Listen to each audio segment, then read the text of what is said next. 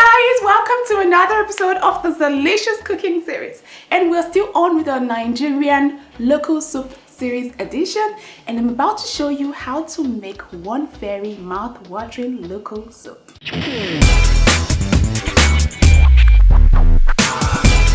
So today I'm going to show you how to make Ofe Nsala, also known as white soup. Now this soup originates from the eastern part of Nigeria and it is popularly consumed by the Igbo people. My people. Ndi Igbo kwenu. Although other tribes have fallen in love with this soup as well, I think it is one pretty simple soup to create. Very simple, straight to the point, very basic. Let me introduce you to the ingredients. For this recipe, you'd need 1 large catfish, 1 cup of shredded dry fish, 1 cup of shredded stockfish, 1 wrap of ogiri made from fermented oil seeds, 3 red scotch bonnet peppers, 3 pieces of uziza leaves, 3 pieces of utazi leaves, 4 tablespoons of pounded yam, 1 tablespoon of pepper soup spice, 2 seasoning cubes, and some salt to taste. So different people have different ways of making this soup, Ofe Nsala. Yeah, I like the way it's pronounced, Ofe Nsala. Now guess what? When my dad was still alive, this was his favorite soup, and my mom would always make it for him all the time. She would make this soup at least 4 times a week. That's how much my dad loved this soup. Different people have their ways of making it, but I'm going to use my mom's recipe to make it. Now over here I have some water already boiling on medium heat, but before I proceed, I will just come here and then chop up some of my fresh peppers, just a rough chop. Okay, so I think this is enough pepper for me. I'm just going to further chop it up roughly. Are you wondering, Winifred, you're putting your hand in the whole pepper? And I'm like, you already know that I have a solution for that. I'll just go rub my hand with some salt and then wash it with some dishwasher liquid or hand wash liquid, and there's not going to be any peppery sensation. That's why I'm doing this comfortably and conveniently without any worries. Okay, so this is done. Next up, I'm going to proceed by transferring all of my, the water is boiling. You want your water to be boiling. Now, I'm not using stock for this because I do not want the stock that I already have. I have some stock in the freezer. I don't want the taste of the stock or the flavor from the stock to interfere with the taste and flavor of this soup. That's why I'm going to be using water from the scratch. So I'm just going to place in all of my catfish. It's already been thoroughly washed. And then to take away the sliminess from the catfish, when you buy your catfish, it's always really slimy. To take away that sliminess, all you have to do is just pour some water into a bowl and place the catfish into the bowl as well.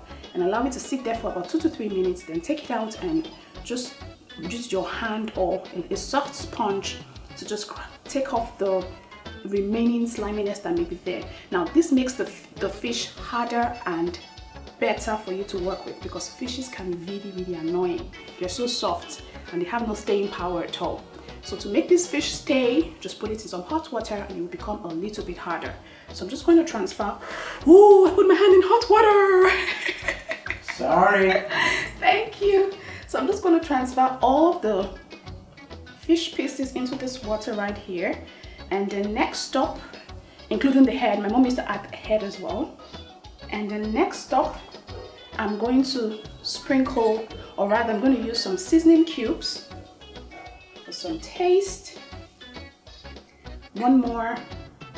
And you want to start with enough water to cook the soup. Whatever quantity of soup you want, you start with the water. Then I'm going to add just a sprinkle of salt. And of course my fresh peppers, all of it will go right in.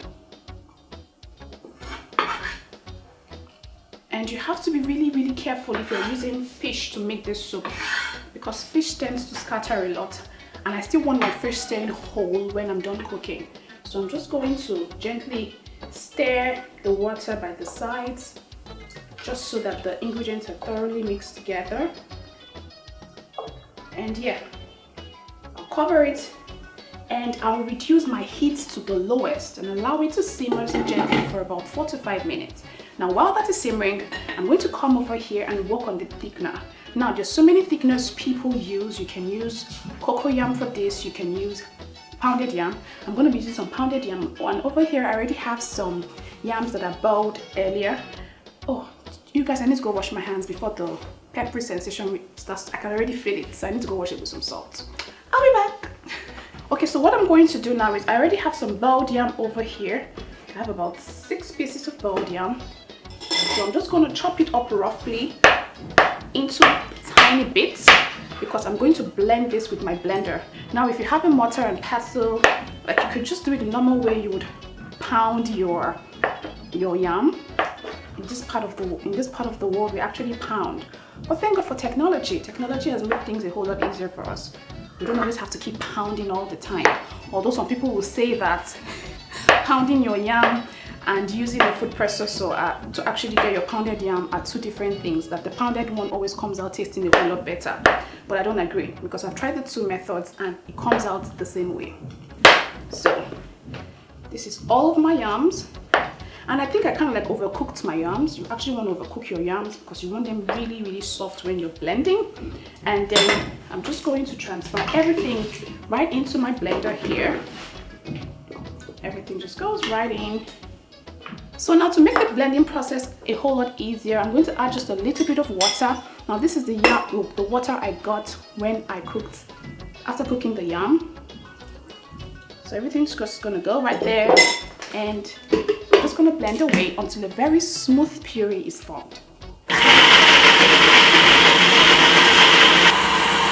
Okay, so I think that is done now. I'm just gonna leave it there and check on the fish. It's simmering nice. Oh, you see that it's starting to cook up gently.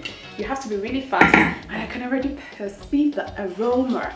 So yum. Next up over here, I'm going to add some ogili. Now this is a local seasoning that is usually used by most Easterners of Nigeria. This is ogili, and I think this is optional in this soup, but it also gives it, also helps amplify that the taste of the dish, and it gives you that local taste as well. So I'm just going to add some ogili right in here, and it will melt as it goes. And then I'm also going to add some crayfish into the dish as well. Just going to scatter it all around, and I'm going to be really careful with the fish so that the fish doesn't break up. I don't want it breaking up. And then I'm going to add some pepper soup spice. Now, if you do not, why I'm using pepper soup spice is for those that may find it hard to get the ehuru. There's something they call ehuru seed and uda seed, and then the uziza seed. If you don't have that, you can use the pepper soup spice as an alternative or a substitution or a substitute, whatever. English is not my best friend right now, but you get what I mean. So pepper soup spice always works really well with this dish. So I'm just going to sprinkle some all around. The smell, the aroma is just starting to come together perfectly. I'm going to add more. And of course, I'm going to add some more pepper for some heat. Just a little bit of chili. Oh gosh, the aroma, guys. Oh, damn. I'm in white soup heaven right now. White soup heaven, that's what I call it. And then over here I have some fish. I have some smoked fish that I've washed and cleaned up with some hot water, and everything is going to go right in as well. And this is also going to add some added flavor to this dish. So I'm just going to put that in and stir. I'm not going to add salt again. Remember, I added salt when I first started, so I'm just going to stir it first and see if there's any need to add salt later at the end. So I'm just moving this around slightly and gently like that. You can see that the soup is starting to come together perfectly, and that's exactly what you want. Be really careful if you're using fish for this recipe. You don't want your fish to break up. You don't want it at all. So what I'm going to do is allow this to cook for another 3 to 4 minutes so that the flavor from the ingredients will get infused into the fish. Then I'll come back and tell you what to do afterwards. Okay, so guys, this has been simmering. Oh Lord. It's been simmering for about 3 to 4 minutes now. And what I'm going to do next is take out the fish from the pot. I think the fish should be perfectly cooked now. I don't want the fish scattering all over the place. The fish is actually the beauty of this soup, in my opinion. So I'm just going to take it out gently because it should have been infused with the seasonings by now. And I'll place it on this big platter right here, but I'm gonna bring it back when I'm done. So that's the fourth one, and this is the last one. This for me is the star of this dish, the fish. That's what makes this dish. And when you take out the fish, you check the liquid content in your pot and you ask yourself, is it enough for me to make a pot of soup? If it's not enough for you, you can go ahead and add more liquid to the pot. So this is not going to be enough. I think I'm going to add just a little more. Yeah, I think that's fine. I want a lot of soup because I have a lot of mouths to feed. All of them are just looking at me here. So afterwards, I'm going to bring in the thickener, which in this case is my pounded yam that I just blended up to form a smooth puree. Look at how smooth it is. And I used my blender to blend it. So I'm just going to place it into the pot, but I'm going to be careful not to add so much because I do not want the taste of the yam to overshadow the taste of the food. So a little goes a long way. I'm going to start by adding this first, scattering it up with my spoon. I think I'm going to add just a little more. Oh, the aroma is just so divine. I almost said heavenly, but it's divine. Okay, so I think this should do. What I'm going to do is just allow it to simmer up, and as it simmers, it's going to break up the yams, the pounded yams, into tiny bits, and it's going to disappear into the liquid, and it's going to make it a whole lot thicker. And this is the reason why I took out the fish, so that the fish doesn't get overcooked. So we're just going to leave this here, and I'm going to increase my heat to medium low. Remember, medium low, just so that it simmers a whole lot faster. And I'll be back to show you what to do next, okay? Okay, so this has been boiling for close to 5 minutes now, and you can see that the yam is totally dissolved into the liquid and it's a little bit thickened. Now I like mine slightly runny. This is how my mom used to make it for my dad. But if you want yours thicker, you can add more thickener. You can add more of the pounded yam puree into the pot. But this is exactly how I like mine, and this is how I'm going to leave it. It looks so yum. And it smells so great, like so great. I'm not even exaggerating right now. Now at this point, I'm going to reintroduce back, is that tautology? I'm going to reintroduce the fish back into the soup. Oops, careful with me. You don't want this fish breaking. And one beautiful thing I like about this soup is, I forgot to mention that earlier, is you don't need any palm oil for it at all. This soup is so healthy, very healthy. Just in case you want a healthier option for a soup, this is what you should make. What is it really? I need to be more careful. Okay, so that goes back in. And so while this is cooking, I'll just come over here and shred my utazi and my uziza leaves, and this is part of what makes this soup, the white soup and Ofe Nsala. Now I'm going to be using just 3 utazi leaves. You want to be really careful the amount of utazi leaves you use, because utazi leaves are very, very bitter, and they can tend to distaste or change the taste of the soup and make it really bitter. So you have to be really careful. We just want the flavor. So I'm just going to shred just 3 of it into the soup. Fold it this way to make the shredding easier, and just a matter of shredding with my knife. Please don't use so much utazi if you do not want the taste of your food to become very bitter. And then of course I'm using some uziza leaves. I'm using more uziza leaves than utazi, and it's already been washed up thoroughly to remove the excess stains. It's still wet. I don't like cutting my vegetables when it's wet, but I don't have a choice right now. Just folding it up, and I'm just chopping it up.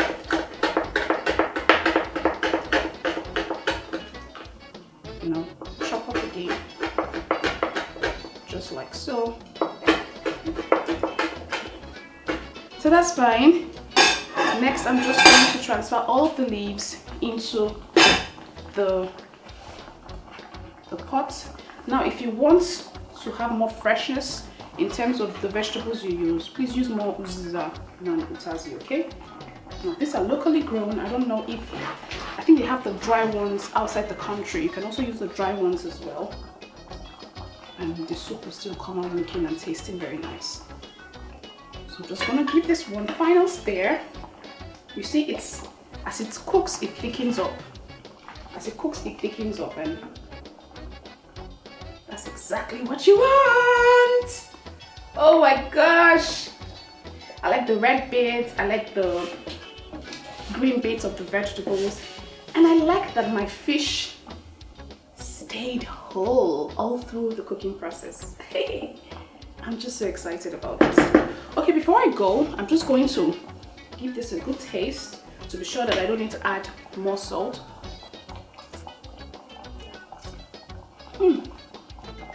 Soup is just so nice. I think I just need a little sprinkle. And that's done. And just gonna stir it gently. And this soup is as good as done.